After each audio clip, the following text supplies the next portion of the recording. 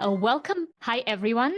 Welcome back to another episode of Sassy Moms, where we talk all things SaaS, careers, and making it all work while raising a family. Today, we are diving into a big question. Do you actually need a marketing degree to be a product marketing manager? And Wendy, you are a star of this episode. But before we begin, I would like to share something very interesting. So I have been liking this chocolate, which is all natural. It doesn't have soy lecithin. It is made from coconut sugar. And it was my favorite chocolate for quite some time. And look at the name of it. It's Sassy. Can you believe it? That's It is awesome. I know, it is my favorite chocolate. Even before we came up with our name, I was eating it Yeah, and I never noticed its name. I highly that's recommend hilarious. it. Where do you No. find that? I actually have never seen it. I think you can find it in maybe like Whole Foods or more Okay. local type of Canadian stores like Yeah, Thrifties or, more like, I don't know, like the ones where they natural. Yeah, exactly natural products. So it yeah, also has a unique taste. It's pomegranate and hazelnut, which is yeah. so delicious. I want to But try it now. I know you should. I only noticed its name literally like 2 days ago. And That's I so was funny. thinking, I know, I need to share it during our podcast. That's So hilarious. I love that's it. it. I know. So that's it from my advertising section. So now let's talk about product marketing. Mm. And I bet a lot of people talk to you on LinkedIn and ask for advice. Hey, how do I get into product marketing? And do I need a degree? Yeah, no, that's a good one. I do get a lot of questions about it. And then even like, how do I move up? Like I'm doing marketing. How do I move up? So, but what's your take on it, Anya? What do you think? Do you need a marketing degree?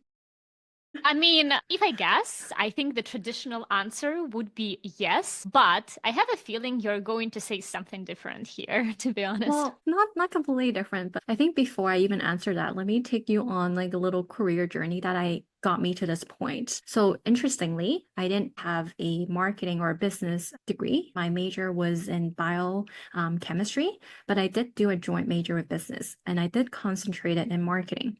But my plan was not to be in marketing, but really working in biotech. So that's where I started. I didn't really work in a lab per se, but I wanted to be in biotech. I think I was more, I guess, inclined or more exposed to science and I was curious about it. So I thought like blending, science and business together was a perfect fit for me. So the first job I had was in biotech. I was a marketing coordinator. Interestingly, I was reporting to a sales director because it was a startup. And I helped them with everything, right? Doing sales enablement, writing RFPs, designing sales brochures. But I quickly realized a lot of these things are very reactive. So I started kind of scaling our efforts more effectively. So I just started doing things like setting up a CRM, building a lead gen, program, launch email marketing. I actually learned Photoshop to design our own brochures because everything was kind of like done raw. So Yeah, that's really where I honestly, started. I don't see you working in a lab for sure, designing brochures and, getting thing getting things done that bring results is, more you. It's your personality.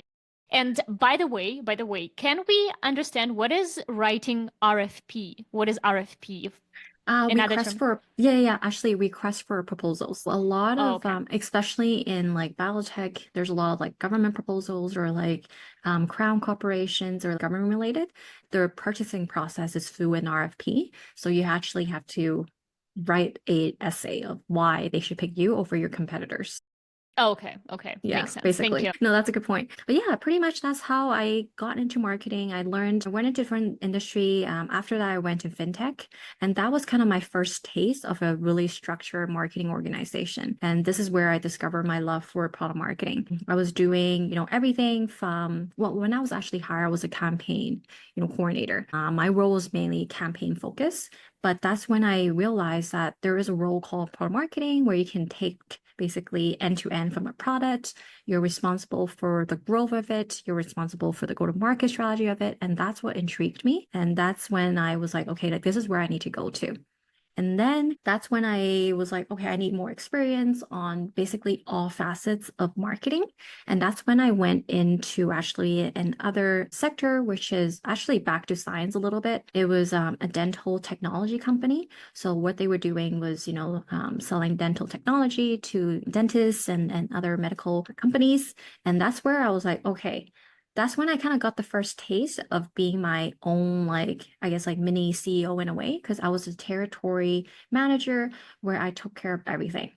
At one point, I was in sales too, believe it or not. So, like, yeah, I ran my territory from like, gathering leads, gathering names to actually closing the deal. I was kind of the territory manager, and that's where I'm like, okay, I love being able to take part in all aspects, but my love is still in product marketing. And that's when I went into telecom. That was a very interesting startup because it had sort of a brand already, and it sort of had a market. It didn't really have a market product fit when I joined. And so when I joined, it was a lot of like testing, marketing messaging, speaking with customers, what's clicking. And then based on that, we targeted a very specific market. And that's how we grew. So a lot of those learnings I applied to the current job I had, which is in IT. So Actually, can I ask you a question here? yeah, So you say like you did a lot of things, right? But how did you, between all of the things that you did, how did you differentiate what other product marketing activities where didn't. you didn't? Okay. I had no Did you know idea. that? Okay. So Yeah, how I had no did you idea. end up knowing that this is a product marketing? Yeah, so interestingly, obviously there was a lot of different jobs that I had without realizing I was actually doing product marketing. It was a lot of the startups is like, okay, like I need to understand the market. I need to understand the customers. So I was doing a lot of things without actually realizing I was doing product marketing. It was interesting because I was a team of one in many situations in those startups. So many times, like people are like, as a startup, you need like demand gen because you need to, get leads and generate sales. But I think a lot of those like startup companies, you need to have that mindset of a product marketing lens because obviously you need to understand the product. But not only that, you need to understand the market, you need to understand, customers, right? And I think throughout many of these journeys, that's usually even when I started, like when I was a territory manager for the dental company, that's where I started. I chatted with customers, I did market research, I did customer research, and that's how I'm like, okay, like this is the messaging or this is the key buying criteria. This is the key things that people love about our product. And I went to market with it without actually realizing I was doing product marketing, to be honest. But I knew that's where I really wanted to get into. So I did like kind of research on like, hey, what are the key things that people do as a product marketer? I think I was fortunate because during my previous company at the fintech company, there are a lot of product marketers, which I kind of lean on like, hey, what are the key skill sets I need? What are the key experience that I need if I really want to go after product marketing? And throughout this whole journey, I feel like I was constantly looking at like product marketing opportunities. They never really picked me actually over many other candidates because what they were looking for is like, oh, you have previous product marketing experience or a product marketing title. So I honed in my resume to really focus on the key areas to really land first product marketing title, which is at my current company. So yeah, no, interesting point that you pointed out. A lot of people, I feel like it's or at least a lot of people I chatted with trying to get into product marketing were in a similar situation as me. Because I think product marketing wasn't really a career that you are exposed to. Because there's like, demand gen, there's marketing, there's design, there's content. Marketing is relatively new, right? Nowadays, there's a lot of SaaS, there's a lot of technology. So product marketing is more known. But like 8, 10 years ago, it's like less of a thing. Yeah, and it's actually feels the same in product. I think Yeah. product management and product marketing might have evolved or became more popular at the same time. And I feel like it happens a lot where we do product or product marketing without even realizing it. Yeah, it's so interesting. And I think in just to kind of answer your question, how did I get into product marketing? It was really tailoring your experience to fit kind of the resume. Because a lot of times, like before you even talk to a recruiter, they may be scanning your resume for like keywords or key, accomplishments. I think that's probably one of the key aspects that landed me a product marketing title. So basically, having marketing experience is critical for product marketing. Is it what you're trying to say? Well, in my opinion, it's a yes or no. I think having marketing experience definitely makes hiring easier.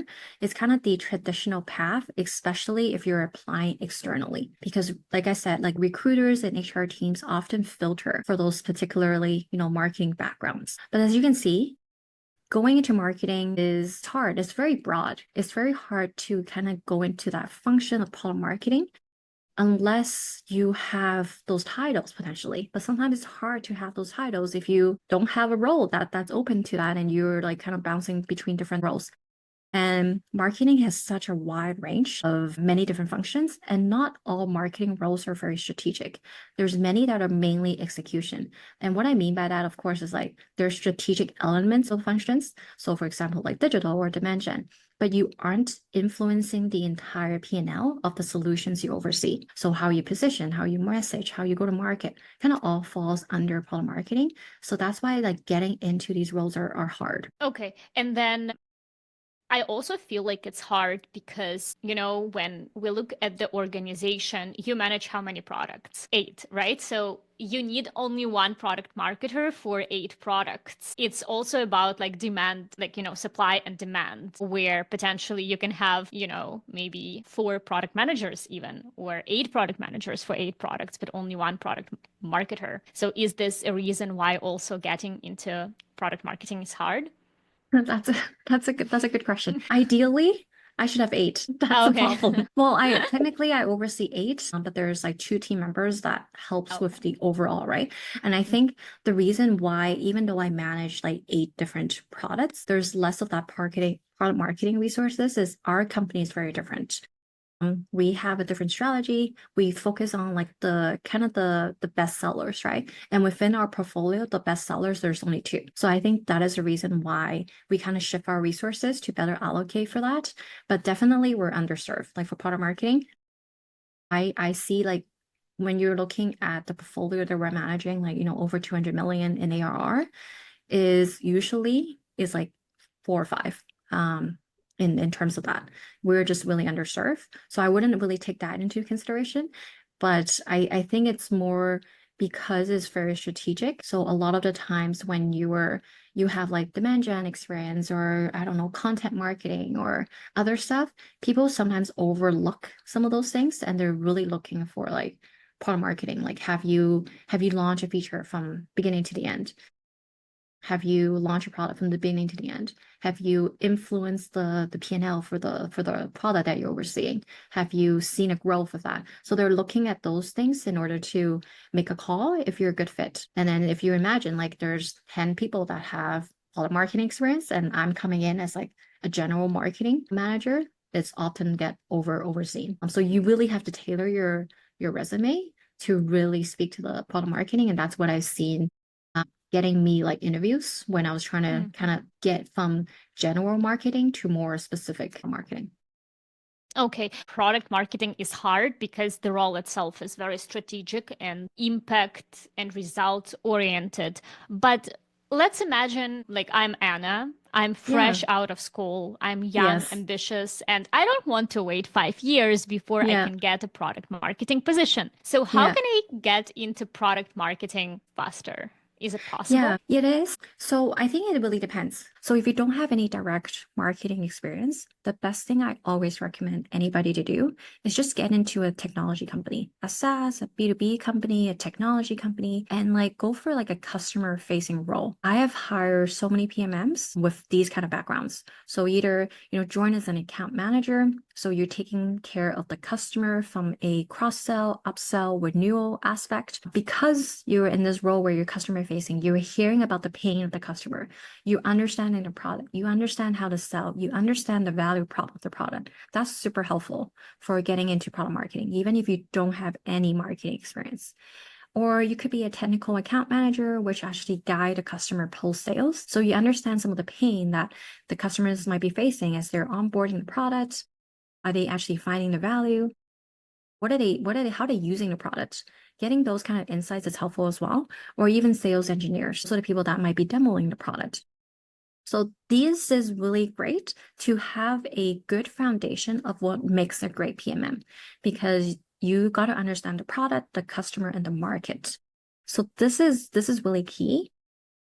I personally feel once you have those skills, and then once an opening within the marketing organization opens up, that's a great point to actually jump to that different department because you already built that rapport within the company. You have the knowledge, is a lot easier. The only probably struggle that I would say you would have in that situation is you would have to learn marketing, like the processes. What does it, MQL mean? How do you do all these things within marketing? How do you work those tools? Like that's going to be your learning, but it's a lot easier than starting another school where you're like, I need to do schooling on marketing and then going that. So that way, from my perspective, is a fast tracking it. Alternatively, if you already have some sort of marketing experience, look for companies that have a decent sized marketing team. A technology company that have maybe like 5 to 10. So there's some specialties within the marketing team that you can apply to. Some of the roles that are easier for like a fresh grad could be, digital marketing, like social marketing, campaign coordination, potentially like demand gen as well. There's a couple, I guess like functions within marketing team that might be easier to get into without that strategic lens. And then once you're in, it's a lot easier to transfer. The way that I did it was like kind of went about doing a lot of different things until I landed where I needed to be. I could have fast tracked it if I kind of knew better. Actually, I remember that we had a technical writer who became a product marketing manager. We had a sales engineer who became also part of product marketing and professional services team. So Yes, it's actually real life examples from our company. correct. Okay. Yeah. It makes sense. So again, I'm Anna. I got into product marketing. I'm still ambitious. How do I move up? How do I build my career and become a chief marketing officer or a director of product marketing? Yeah, from my perspective, there are some like critical soft skills that you need to hone in on. Obviously, you need to understand kind of the marketing talk. Like that's I think it just makes it easier for you to work, makes it easier for you to work with multiple functions within marketing. But there's some like critical soft skills that I think every product marketer should really look into. The first and most important thing is storytelling. Can you turn technical jargon, technical speak into a compelling narrative? This is probably my number one thing I always challenge my team to get better at. There's a reason why I always think like there's a reason why we watch movies and TV and shows exist because as humans, we just naturally drawn into stories. And then I don't know if you remember, Anya, but think about it. How often did you fall asleep during a university lecture? I did. Well, I was an A student, so Okay, whatever, Anya. yeah.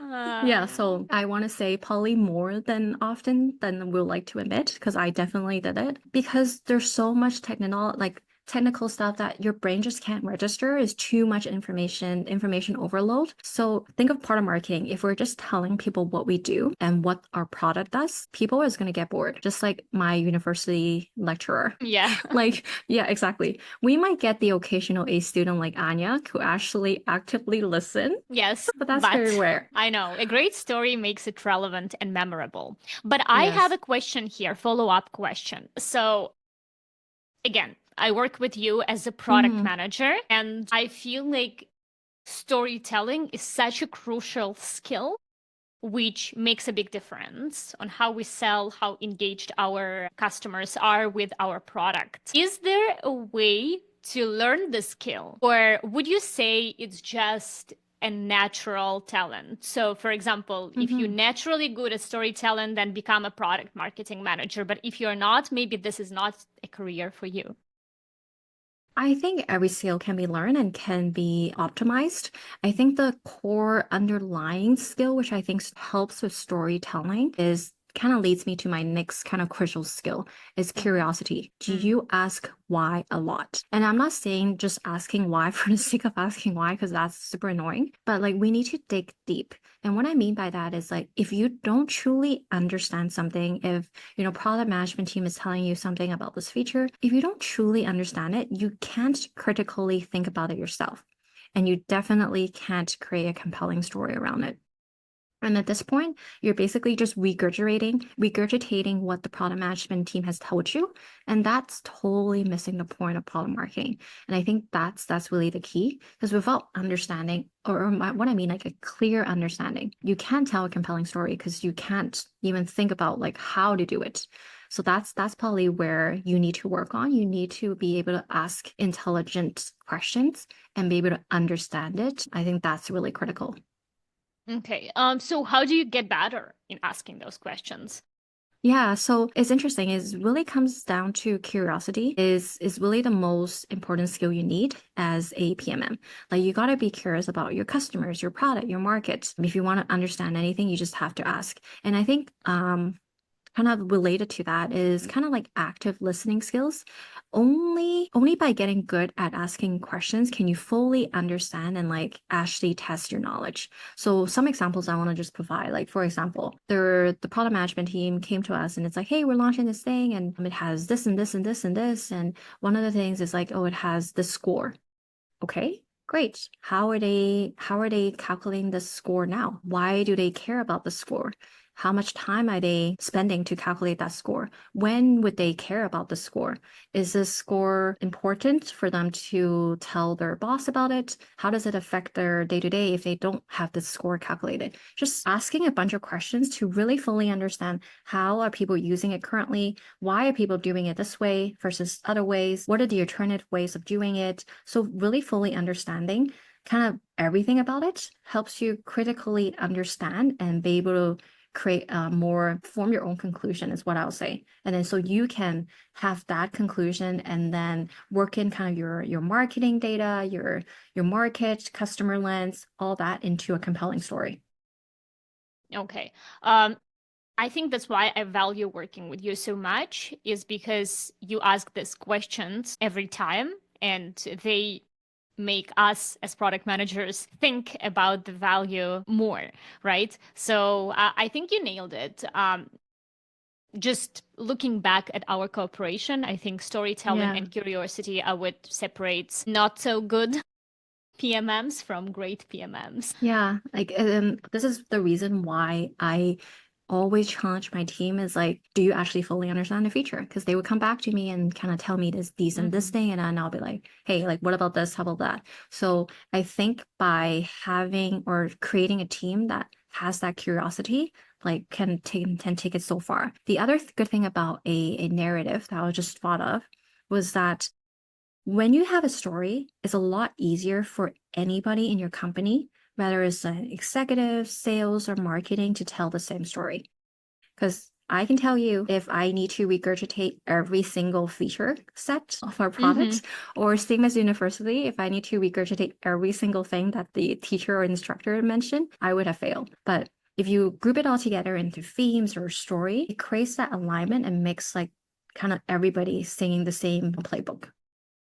Yeah, and at the end of the day, you can't increase product engagement with technical specifications and technical product details. Honestly, this well-crafted story becomes a bridge and gap between very technical product feature and the customer needs, right? Yeah, It tells for the sure. story and it tells a customer, this is the reason why you continue using it, and this is the reason why you continue paying us money, and this is the value that you get.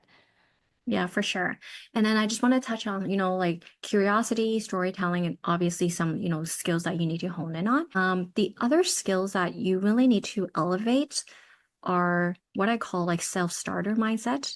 Because no one's handing you a list of things you need to do on a daily basis, especially from product marketing. You need to kind of make up your own day, and seeing where your activities can make an impact is really critical to through that lens. Like, what impact can I make? Not just doing it for the sake of doing it. And then as well, like if you're coming from a more structured role, if you're doing demos, that you had demos, set back to back, you had your day scheduled out for you before you even arrive. Marketing doesn't work that way. There are obviously things that we need to heal deadlines to, but you really have to look how are you allocating your day to day just to see where the impact is. That's another key thing. The other thing is project management. You're juggling so many different projects. You're talking with so many different teams. Like sometimes you might be juggling like launches. there's messaging that you need to do, there's sales enablement, and there's so many functions that might be dependent on you for things. So, and then sometimes you might be dependent on others for completing your projects. So it's really important to kind of plan it out and plan accordingly. That's another key aspect that you will need to hone in on. And the other thing is what I mentioned is cross-functional collaboration. Like product management and product marketing team, we work so closely with each other, but it's not just that relationship. It's like with sales, it's with like marketing. There's so many other functions that we need to work together. That's another key aspect. You need to build those relationships. You need to have those rapport so you can have a great team effort. And then the other thing is communication. There's a lot of times you might need to influence people to help you do things or, help, meet your deadlines. And sometimes you might not have that authority because you might be, a specialist, coordinator, or even a manager. You might be having going up to your executives. So be able to influence without the actual authority is also very, very important. Yeah, this actually reminds me of our, I think, fourth episode on product marketing, where we talked about storytelling being just one aspect of product marketing, but actually internal alignment is what makes a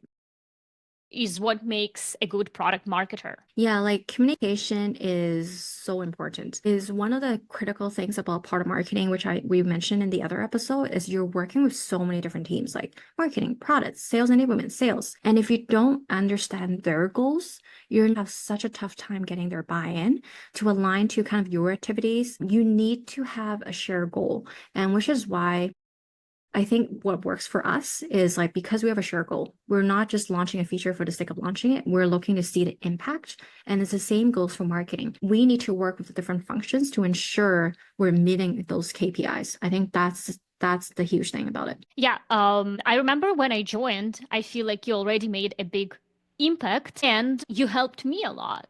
I felt like you were part of the product management team. I don't know. It's funny. Because I think when we joined, it was such a small team. I was the only product marketer, and then there was, a few product management. So I felt like there were some functions of product management that didn't get done. So I just stepped in and like helped out because I think those are really critical. But I think this is another important point to make when you first start at a company. You really need to focus on, I think, a few projects that will drive like meaningful change. So you can see your worth, I guess, in a way, while you're handling kind of your day-to-day. So one of the first thing that I really did when I joined that company was like it was a laundry list because we had no product marketer when I first joined. So that was another interesting thing. But one of the first thing that I did, which was I always do this when I join any new company, is understanding the customer. I probably conducted around like 30 customer interviews to identify like what actually truly triggered them to buy our solution. But what I did was I summarized all my findings and I shared it with the product team and the marketing team. And that really helped shape our messaging, our sales enablement, our product development even. So I think that got like everyone aligned. So I think that was one of the things that people appreciated. And then the second big thing I tackled was our feature launch process. Oh man, that was so interesting. I actually remember because when you were gone for maternity leave, when you had twins, and product managers got so much feature launch activities on our plate, it was a disaster. It was Yeah. so much work. It was so much work. And right now we're also getting a little bit more of Yeah. a PMM, I think, tasks, and we are struggling. Yeah, there are so many different aspects. And then interestingly, when I first joined the company, there were not even like lack of like communication for the customer. It was like internal communication. There was no internal communication. Professional services didn't know when we're launching things, onboarding didn't know, sales didn't know. There were so many gaps in like just internal communications alone. So I think when I first started, that's one of the key things that I wanted to bring everyone on board. And that was when having a story makes it so much easier to tell holistically within the whole organization. I think that was the biggest impact because I think before was like, our release cycle, it was every 2 weeks potentially. So there's always stuff that is releasing. We can't keep chasing the next thing. We need a cohesive story. So when the next thing comes or the next shiny things come, there's a cohesive story to it. So we're not having to like think about it as much. That was another key thing. It was like just internal alignment. So I think when you join any new company or new team, there are a couple important things you really need to do to bring value. Knowing your customer, I can't stress this enough. You need to know your customer, especially if you're a product marketer. This is the insights you can bring back to the team for both the product or for both marketing as well as products. Like that is key. And then know your market. I think this is a joint effort, obviously, with product management. It's like who your competitors are. What are the alternatives? It might not just be a solution. It might actually be like their status quo. Because our biggest competitor is actually status quo. They don't want to change what they're doing. It's not actually leveraging another solution. So knowing that helps you position your market too. And of course, you need to know your product. I'm not saying you need to know the product inside and out. I've been here forever, and I don't know every single thing about our product. Just knowing how it works and working your product management team, that goes a long way. So if you can Yeah. master these three areas, you're really in a strong position to make an impact from day one. Yeah, I would say leave product details to product managers. Yes. We can know this and we can do competitive analysis and help you understand competitors better, understand product better, or where we can have strong competitive advantage. But as you were talking about product marketing managers, I feel like a lot of the skills can be transferable to product management too. Product managers can excel a lot if they can start thinking about storytelling, because we are doing a lot of customer interviews too. So thinking about the storytelling will help us to, ask these questions to customers that will make our job as well as your job easier. Totally. And I think that is the reason why like I love working with you, because I think a lot of the questions I ask you have an answer to. So it's not like, hey, you have to go back to the customer, or like, oh, I actually don't know. A lot of the questions I do ask, you do have the answer. So I think you're already taking that lens on like, how do I developing that feature? You're having that end goal in mind, and which is what I truly, truly appreciate working with you. Oh, thank you. Compliments. Are you getting So shy? These are all of the questions that I have. Is there anything else that you can think about, specifically product marketing management and how to get into this career? Or can we move into our favorite segment, SaaSy Struggles?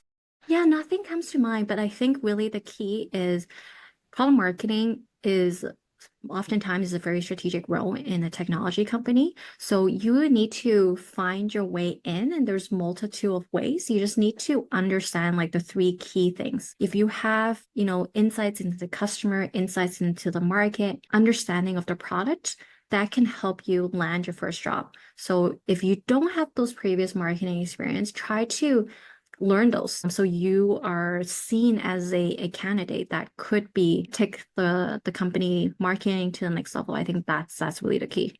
But let's jump into our next segment, Sassy Struggles. I think we want to chat about breastfeeding, right, Anya? Yes, this is a very complicated and Oh man. difficult topic, and I can talk about it forever, I think. I know. Actually, how is breastfeeding for you? Okay, so let me quickly summarize my journey. I'm exclusively breastfeeding. In fact, I didn't give bottle to my newborn for the first month. Then, when I started giving one bottle a night, my partner was giving one bottle a night so that I can have a longer stretch. I had a mastitis, which can be another sassy struggle Oh my, conversation. you Um, told me, I was like, yeah, I can feel the pain.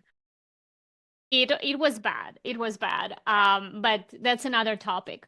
So I'm back to exclusively breastfeeding again because I don't want mastitis to come back. So I have two problems with breastfeeding. Problem number one is that because my newborn has gases and doesn't take pacifier very, very well, he tries to use my breast as a soother. And it took me a while to figure out why he was breastfeeding for so long. So I ended up having a huge guilt because I kind of, he never came off breast himself, but by himself. So I had to actually delatch him physically, like Mm. using my arms. And in the beginning, I was not sure was he full or not. Yeah. Once I started getting through the literature, reading materials, following like mama coaches, I figured out okay, he was actually full. He just uses it as a soother, right? Bottle helped me with this a lot. It also helped me to promote this within my partner because my partner was saying, "Oh, he's crying, he needs a breast."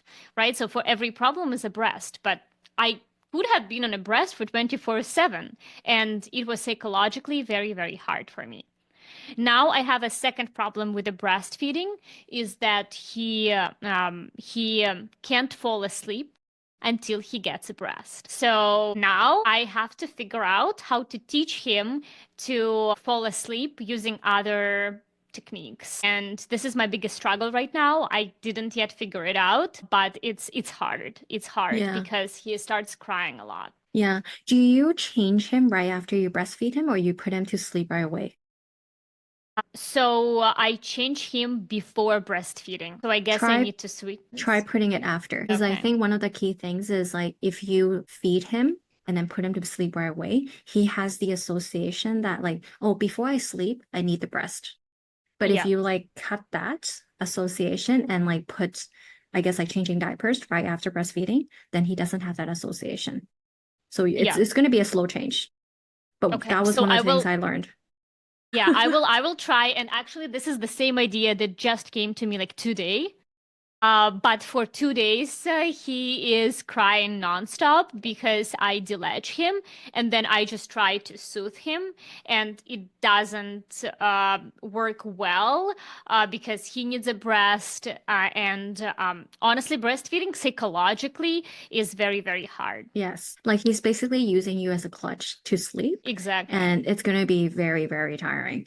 And the other thing is, so when you unlatch him and you put him to sleep, do you like rock him or is he already asleep? Yes. So I am. Again, for the past couple of days, I'm trying to rock him and use an association with the word sh. But it's been a very difficult path, which requires a lot of patience from me, and Yes. it's very hard. It's very, very draining. I don't know Yeah. if you're ready for this topic yet. Is like sleep training.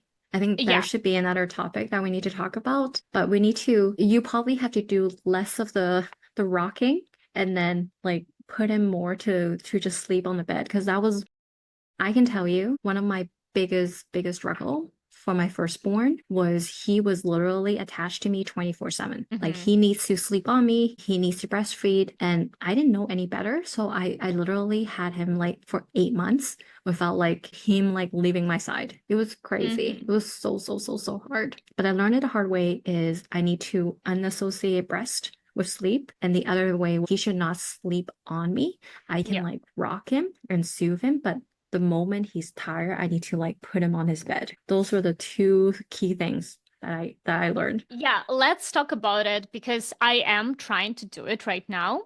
And Yeah. again, it's very hard So and hard. it's very challenging Yeah, especially when because he's crying. Like it's so yeah, so yeah. hard. It's And like psychologically. it's psychologically and also it feels like it's two steps forward and one Yes. step back. Yeah. And when I do this, like when there is this one step back, I'm getting very emotional because I feel like I'm failing as a mom. And And you shouldn't feel like that. You eh, shouldn't. yeah. Yeah, it's so Anyways, hard. It's so it's hard. And very then the hard. other thing is like getting your partner on board, right? I remember when Hmm. I even suggested like sleep training or it was so hard. Like he cried forever. Yeah. It was so Yeah. hard. But yeah, we can chat about that later. My But partner is breastfeeding. on board. My mom is not. So okay, that's another Yeah. hurdle. Other. Anyways, let's talk about your breastfeeding because I know you also struggled with Oh, a lot. breastfeeding, but it was a different struggle for you. Different struggle. So, can you tell Yeah. us about your story? Yeah, so I think both your and I story for the breastfeeding experience, I think one word comes to mind is so hard, so hard, harder than I ever expected. So I had a different challenge. I wasn't producing enough milk. Mm-hmm. So from my firstborn, even the twins, I didn't have enough milk.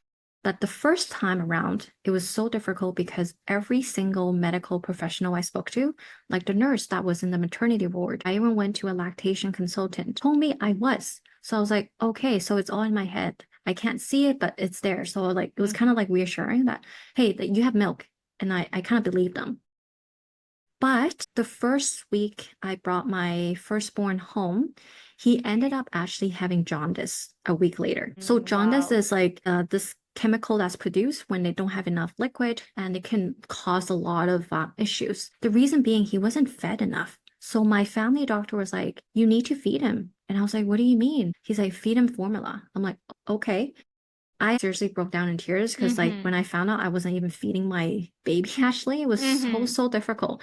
But the Yeah. crazy, crazy thing was before we even like kind of talk about all these things, one of the things I absolutely hated about the medical system we have in Canada is like this message that like breast is best. I don't know Yeah. if you've heard it, is I, single person that I talk to. Like I know that, like, of course, breast is best, and we all know that. But the pressure that was on me and probably all the moms out there who doesn't have enough, it's like so much. They're like, I don't think they even, I guess, like, I didn't have the feeling that, hey, if breastfeeding isn't working, here's what we can do. It was just like, hey, you got it.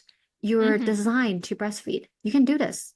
And like Yeah. every single nurse I spoke with, that's what they said and told me, like, reassure me actually that I had enough. I was like, okay, like, obviously I don't. My baby's in jaundice, and you're telling me something else, right? Like, and of course, I was too naive, to be honest, like too exhausted, and I was too trusting of these medical professionals to question it because I didn't know any better.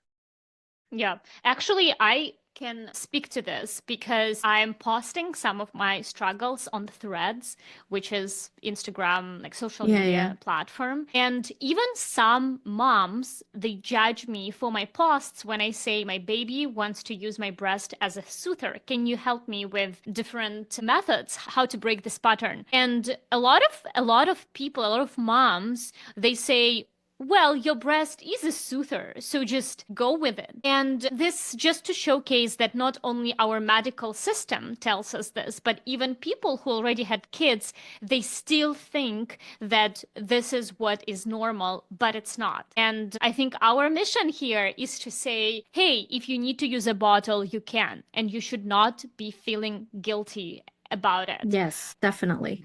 Yeah. And also, I have a couple of tips because you didn't know, right, that you will not have milk. What I did, I was trying to express colostrum Hmm. 2 weeks before my baby, like, or when it was safe already to give birth to a child. I think I would recommend to do this to every woman because then you can quickly assess if you have a milk inside or not. And if you don't have milk, then just buy a formula, right? And then just be ready with the Totally. formula at the when you go to the hospital.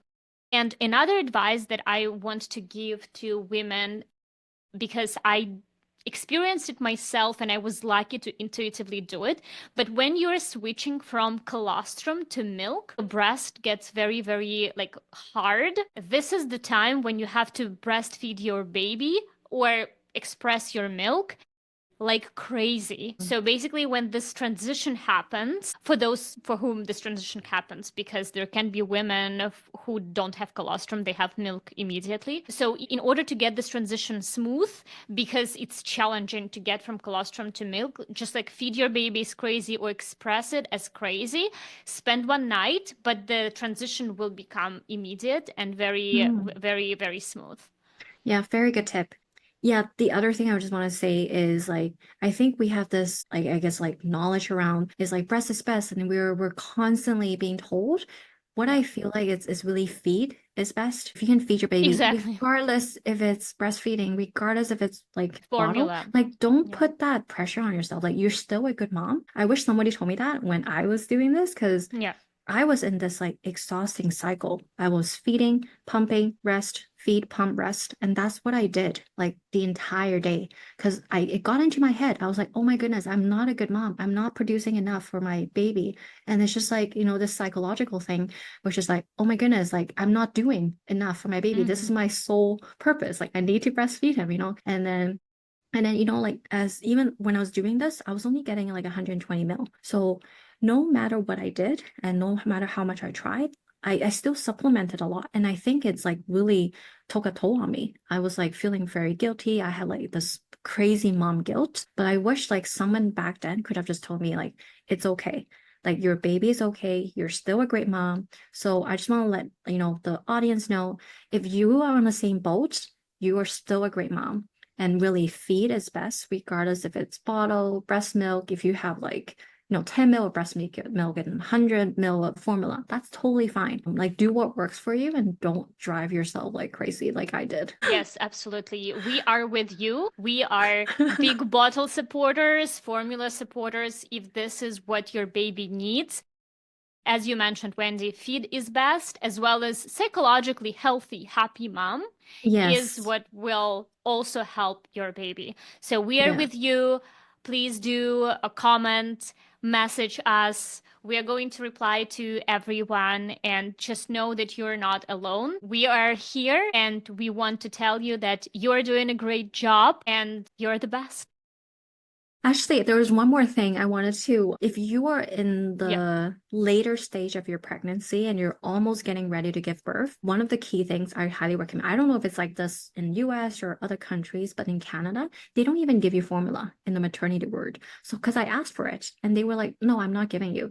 So I Oh, tell wow. every single mom that is about to give birth, or even myself, when I gave birth to the twins, I bought packets of formula myself. I'm like, I don't need to ask you. I can do Yeah. whatever I want. So I tell this to every single mom, like advocate for yourself, do what's best for you. Obviously, listen to the medical professionals, but keep in mind that like whatever you decide it's for your own good. You don't need to do whatever they say. It's fine. Yes, I fully agree. Mom's intuition and mom's care is the best. No one else Mhm. can provide it better than you. Agreed. We, yeah. Well, yeah, no, I think that is it for this episode, Anya. So with that, want to say, so if you like this episode, please subscribe and then as well leave us any comments.